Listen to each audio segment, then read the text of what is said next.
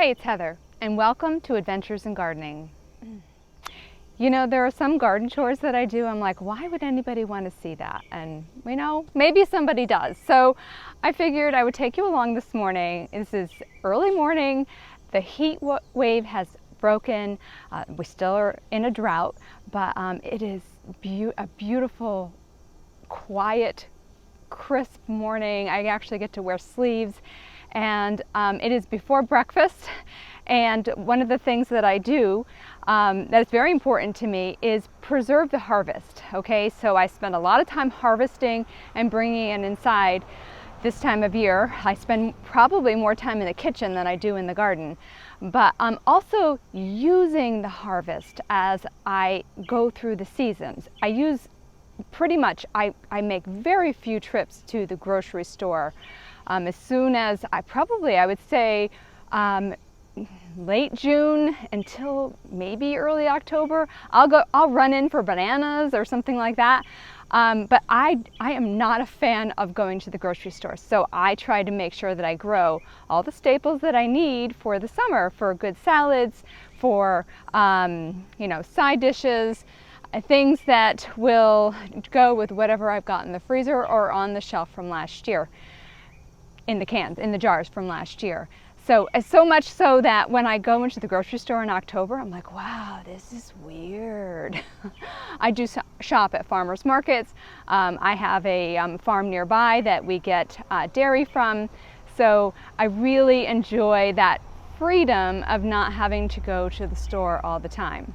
So not only preserving the harvest as the season is going along, but using it daily and I have some go-to recipes, and maybe it'll help you. They're really simple. They're really not recipes. It's like, how can I use this and make it quick? So today I'm going to take you into the kitchen, and first we're going to do a little harvesting. And I've got these black strawberry tomatoes here, and we're going to pick some eggplant and some onions, and I'm going to show you something that I do that's really quick. I'm going to make it this morning, and then I'm going to have it for lunch, probably for a few days, because my husband doesn't like eggplant. But so let's start by picking these black strawberry tomatoes. So I have a few quick garden chores that I'm going to take you along with me this morning. Just things that I do on a daily basis. I like to get out here first thing and harvest before I water. I actually hand water this garden because I don't want the overhead, I don't want the overhead water on the vegetables every single day. So I haven't done that yet, but I'm picking black strawberry, and this is what I've picked so far. So black strawberry is a new tomato for me in the garden this year, and apparently it's newer for a lot of people. There's a lot of chatter out there about it. Now here's what I have to say. Any tomato that you get from the garden is a good tomato, okay? But I can understand if you have a small garden and you only got to plant 1 or 2 tomatoes, I can understand that you want to make sure that the tomato that you plant is a really good tomato, right? But I guess I've done a lot of cherry tomatoes in the past. They're considering this a cherry. Okay, this is a good snacking bite-sized tomato, and it is ripe when it looks. I have to make sure I'm not picking my seed ones. I isolated these right here, and I always mark everything with a ribbon in the garden if I've isolated, so I have to pay attention a little bit to that. But they are ready when they look like this. This is a ripe black strawberry tomato. They tend to be on the drier side, meatier side. So you just need to know how to use it, that's all. Now, if I were just using this one for snacking, I might be a little disappointed in it. If you follow along with me, I sell tomato plants. I sell heirloom and open pollinated tomato plants. So I am constantly reviewing them, okay? And there are some over the years that I'm like, yeah, we're not going to grow that anymore because either A, I really didn't like it anymore, or I shouldn't say that because I have put things on the back burner for a little while in the refrigerator, all the seeds, and then I'll bring them out again. I did that this year with orange icicle. And I'm like, oh, I miss this tomato. So that's kind of how I feel about them. But if this were the only cherry tomato, I could see where it could be a little bit of a disappointment, but we are going to cook with these today. So I'm going to go ahead and do the most ladylike thing I can possibly think of and take a bite of this so you can see.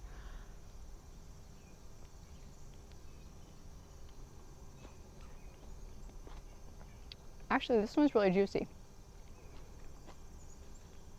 It's very mild. Yeah, this one's pretty juicy. The ones that I picked earlier in the season, they were very dry. So, but I'm still going to cook with them today because the dish that I'm going to make, it doesn't matter what tomato you use. But I have found that these hold up really well in the oven. So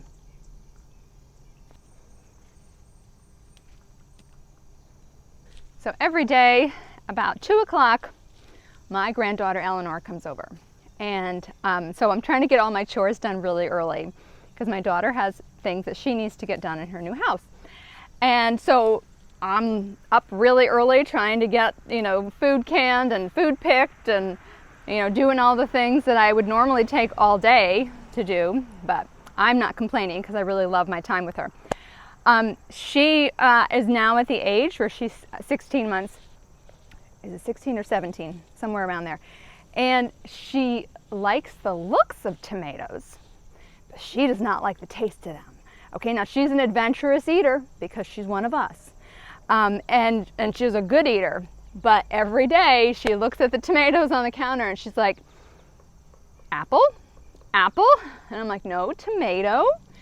And I'll go ahead and slice one or take a bite out of one and then give her the other bit. And she's like, yeah, we don't like them yet, but eventually she'll like them.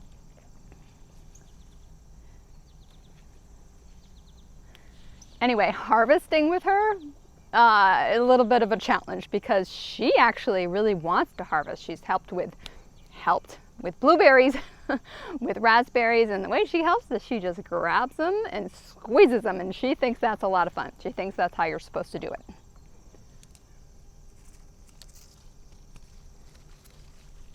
But one of my passions has always been teaching kids how to love gardening, how to be in the garden, how to enjoy it. And I've done it for years. I did it with strangers' kids. I've done it with homeschooling friends' kids. Of course, I did it with my own. And so I decided even like these little tasks that I'm doing, I'm going to record them and share them with you guys. But also someday, maybe Eleanor will want to watch them. And then I can still be teaching. So this is my harvest of black strawberry tomatoes this morning, and I am getting this amount probably every 4 days so far. And you can look at the plant here and see that there's a lot that are still coming, but they are really pretty. Okay, this is when they are not ripe. Okay. And I do a few different blue or purple cherry tomatoes, and some of them, actually most of them will keep their purple, but not as much as when they are not ripe. So again, there's a ripe one. You can see a little bit of purple still. And here's the unripe one. The plant is doing pretty well for August. All right, so I want to show you while I'm here, I'm not going to pick any peppers today, but I want to show you a few of the peppers that I grow.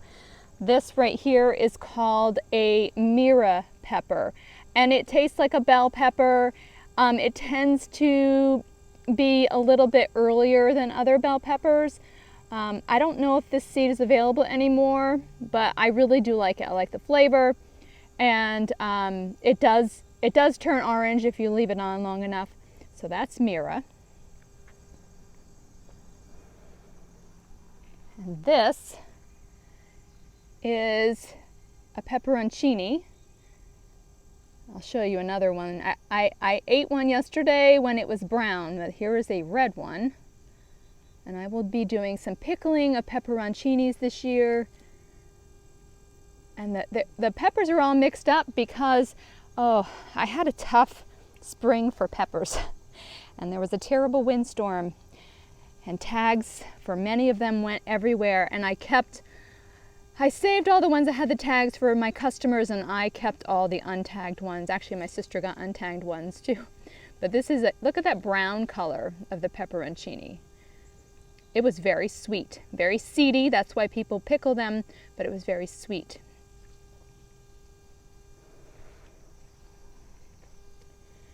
And I have a couple of the mini bell peppers. Here's one. Here's another one. This is one of my sister's favorites, and that's why I did it this year. And the one down here is just a green one. Let's see. Yeah, I planted a lot of pepperoncinis. I got big dreams, big goals.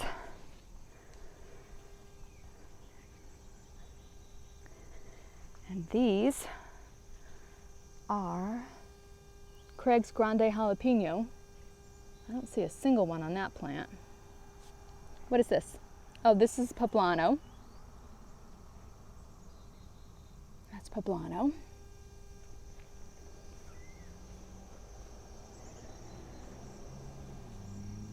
Okay, so there's the Craig's Grande Jalapeno. There's actually quite a few of them. So those are my peppers.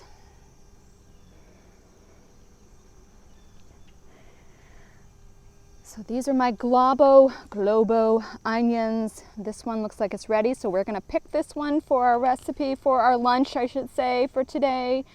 Now I usually do a lot more onions than this, but I had a little seed mishap. I ended up reordering them, and when they came in, it was a little later, and the onions just didn't do well. I usually start my onions the end of January, and because it was later, they just fizzled. Never had onions do that before, but these were the ones that I had that I planted early, and they did really well. So the onions are ready when the tops start to do this. Okay, it is a little on the small side because this one usually gets mighty big, but better luck next year with these.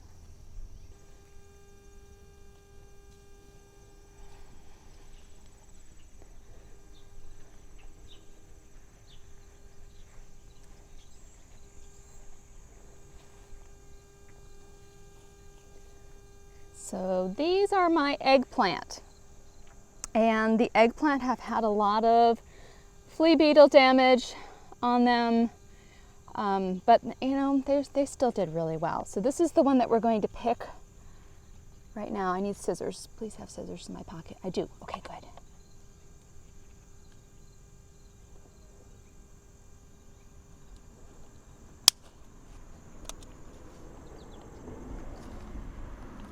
This is Edern Purple Stripes. It's pretty. I'm saving some of them for my seed, so I'm not picking all of them. But I sure would like one more. I guess I'll pick this one. Yeah, I'll pick this one. I noticed that the longer they are on the plant, they start to lose their coloring. So hopefully this one is still okay. Oh yeah. Yeah, you're pretty. You can see this one here. Saving this one for seed. Hopefully I'll get a few more. So I'll put this in my basket. And there's a couple other things that we need to pick too. All right, so I need to pick breakfast while I'm out here, because I'll eat right after I start the lunch. And I'm gonna have this broccoli with some eggs. And this plant is not going to give me enough broccoli to like preserve or to freeze or do anything, but it does give me a little bit of broccoli every morning, and I look forward to it. So that's why I'm allowing it to take up as much space as it is in the garden. So I'll just like pick this one area, this one little head here, and then it'll send up some more. You can see this is one that I picked a while back, and it's just starting over. That's tomorrow's breakfast. Put that in my basket. All right, so we're gonna need some basil. The Genovese basil is looking mighty fine. I had a little bit of hard time when the, what do you call it, the June bugs came through. The June bugs that turn into July bugs, and some of them stick around into August. But now it looks great. This is Thai basil right here. Saving some of this for seed. It was planted before anything else was. And this one right down here is Greek basil. I love the flavor of Greek basil. But nothing beats the Genovese basil.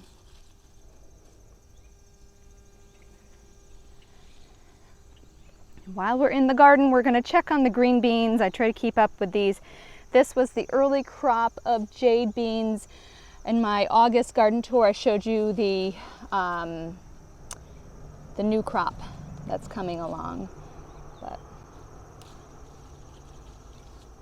speaking of that little granddaughter of mine, wouldn't it be great if I could teach her how to hold a camera so I could harvest and record at the same time and not have you guys see this? I'm gonna practice with her. She's always grabbing the phone. I'm gonna practice. She's the smartest baby in the world. I'm pretty sure she could do it.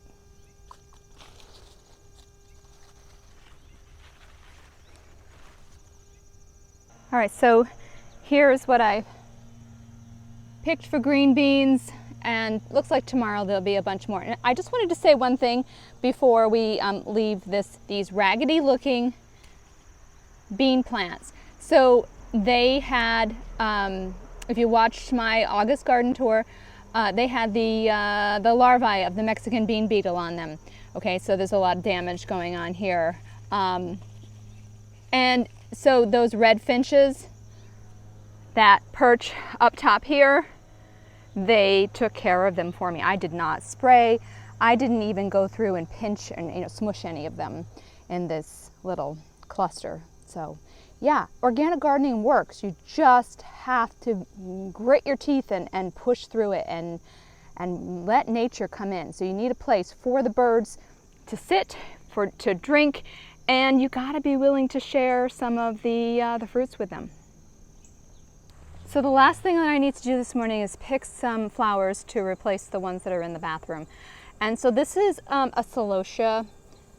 I don't remember its name right now, but I'll put it on the screen. This celosia is specifically for the cutting garden. I don't know. I don't know if I like it yet. I haven't really used it too much. When it's little and cute, when it's little, it's cute. And then when it gets bigger, it kind of looks like this. But I'm going to pick some of these.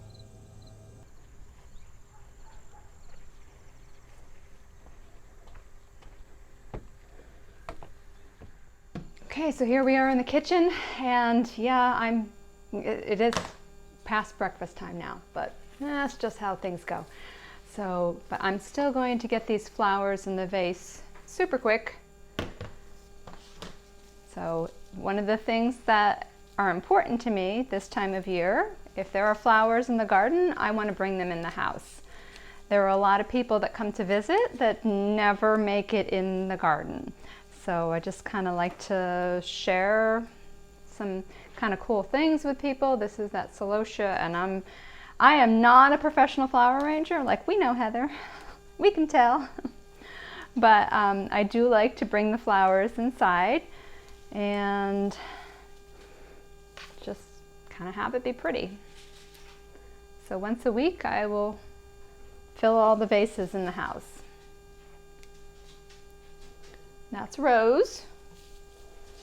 Poor Rose, she is 13 and she has lost her hearing, the poor baby. And for me, it kind of feels like it happened overnight. But now thinking back, I'm like, for a long time, I'm like, man, she just doesn't listen anymore.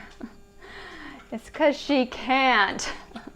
So I realized that it was a problem when I snuck up on her and I've scared her. I'm like, why are you scared of me? It's because she didn't hear me coming. So now we've resorted to loud clapping and waving. That's our way. She's like, oh, she's talking to me. So when I do those things, I have that same old dog back. Happy to listen, happy to obey, I should say.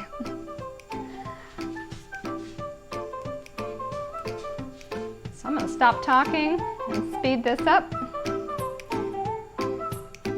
so we can move on to other things.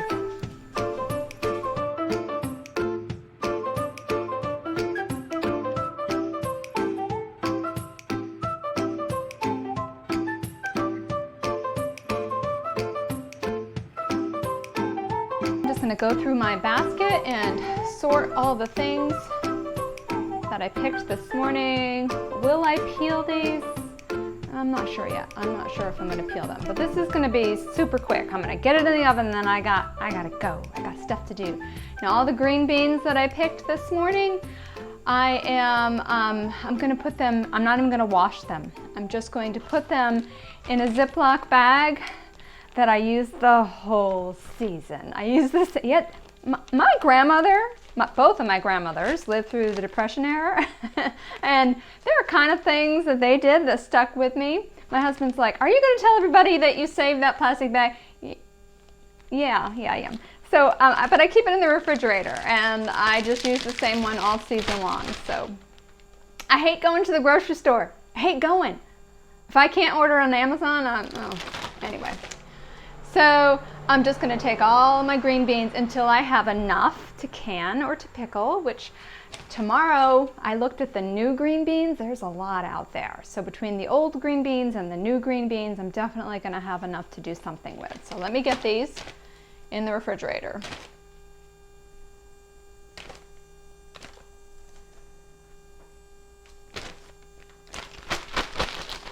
All right, so those are the green beans, and now I'm going to pull out my breakfast broccoli. Look at how beautiful.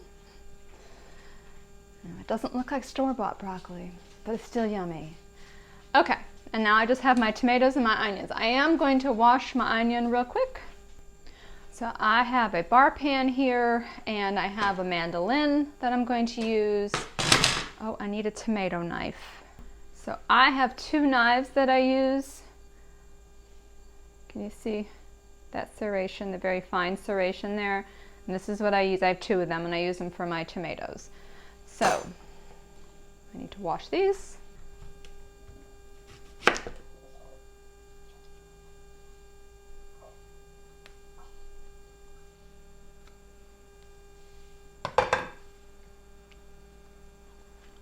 So I am going to peel the eggplant real quick.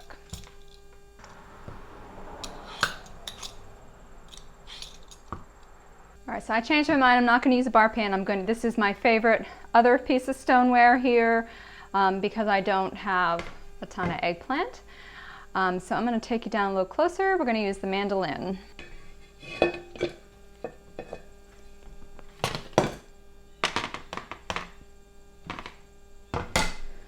When I use the mandolin, I always use my little glove here. You can see the thumb. Yeah. Protect yourself. And I'm going to make this a little bit thicker, and we'll do the onions thinner.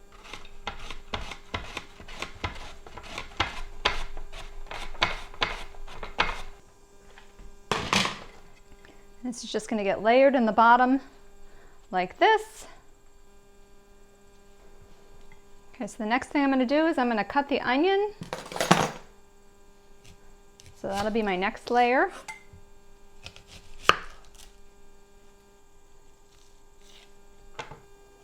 And yes, I know that there's a tool that you're supposed to use. I don't know where it is.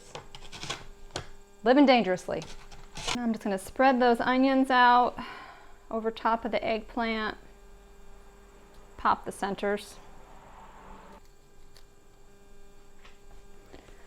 And now the tomatoes, and all I'm going to do is just use my tomato knife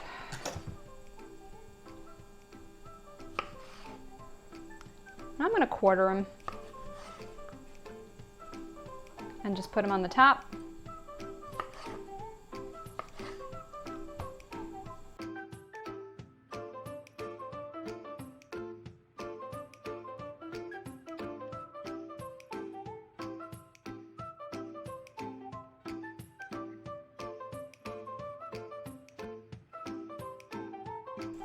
And now for the basil. So this is how I do the basil. I just pull that tougher stem off, keep everything in one hand.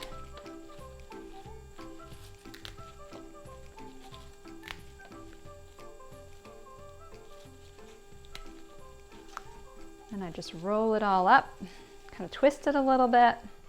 Can you see? Not really. Knife, where's the, oh, right here. And then I make little slices.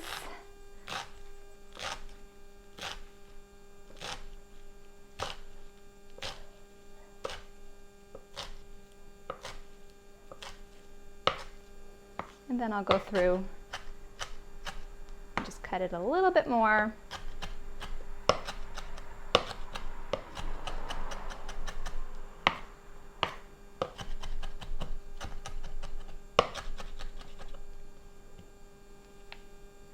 Sprinkle this all over the top, like so.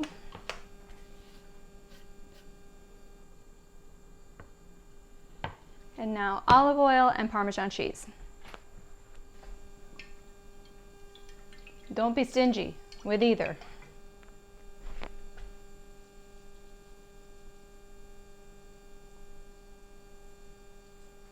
So I guess that's about a half a cup for the Parmesan cheese. Now I'm going to pop this into a 350-degree oven for as long as it takes. How long is that? I'm going to tell you today, but I never know. I can smell it. And this is something that I will have for lunch over rice or wheat berries or just by itself. I always keep a dump bucket to go to the compost and just slide everything off the counter into the dump bucket. And while that's in the oven, I'm going to be processing or putting in a big pot. These are the other tomatoes I picked this morning. These are Purple Rain.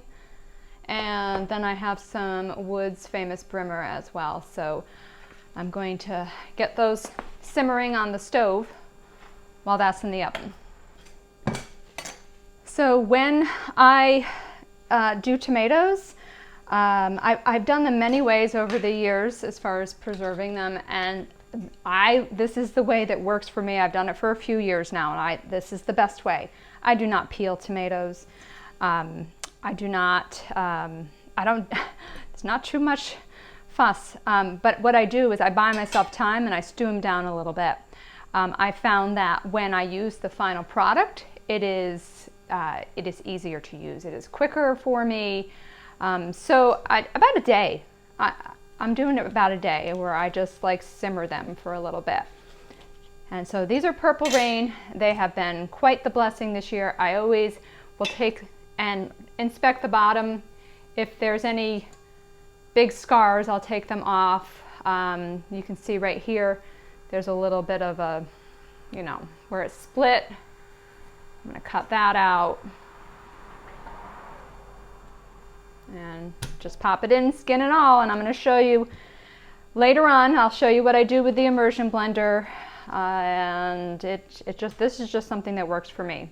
So I'm going to take care of these really quick.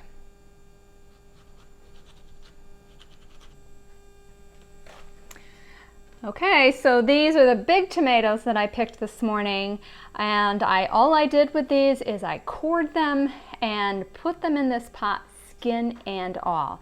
And now I'm going to put them on the stove with the lid on and just let them, these are pretty juicy tomatoes, so they're going to melt down. If you've got drier tomatoes, you got to add a little water to the bottom. In my experience, I've had to do that.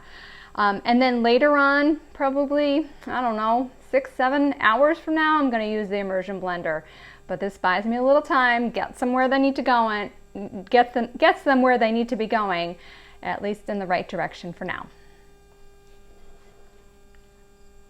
Okay, here we are, 45 minutes in a 350-degree oven. And again, this was not a recipe. This is just a little something that I do to use up the priceless produce that comes out of my garden, making sure everything gets used.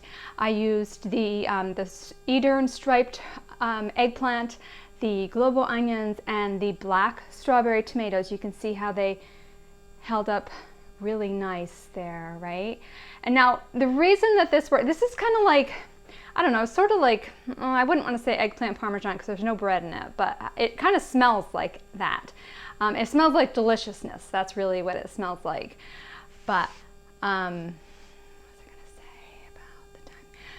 so the reason I think this works so well is because of how I layered it. When the tomatoes start to cook, they keep everything below juicy. And I will have this for lunch with some rice, and I'll see if I can remember to insert a video when I actually dig into this later on. But I would love to know if there's something that you do that's a quick and easy thing with the produce from your garden. I'm always looking to learn something new. But thanks for spending time with me today. Give me a thumbs up if you enjoyed it. And if you want to join in on more of my adventures in gardening, go ahead and hit that subscribe button because I would just love that. Hope to see you soon. Bye-bye.